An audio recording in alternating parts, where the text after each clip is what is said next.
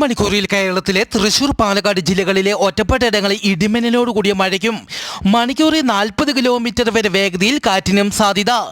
കള്ളക്കടൽ പ്രതിഭാസത്തിന്റെ ഭാഗമായി പുറപ്പെടുവിക്കുന്ന പ്രത്യേക ജാഗ്രതാ നിർദ്ദേശം. നാളെ രാത്രി 11:30 വരെ കേരള തീരത്തെ ഉയർന്ന തിരമാലയ്ക്കും കള്ളക്കടൽ പ്രതിഭാസത്തിനും സാധ്യതയുണ്ടെന്ന് ദേശീയ സമുദ്രസ്ഥിതി പഠന ഗവേഷണ കേന്ദ്രം അറിയിച്ചു. കന്യാകുമാരി തീരത്തും ഉയർന്ന തിരമാലയ്ക്ക് സാധ്യത.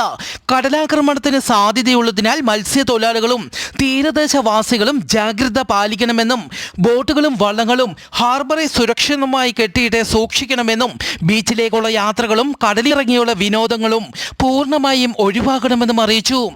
അന്ത്യകാലത്ത് ലോകത്ത് സംഭവിക്കുന്ന മറ്റൊരു പ്രവചനവും സംഭവിക്കുന്നു. ഓസ്ട്രേലിയയിലെ സിഡ്നിയിലെ നദി രക്തനിറമായി മാറി.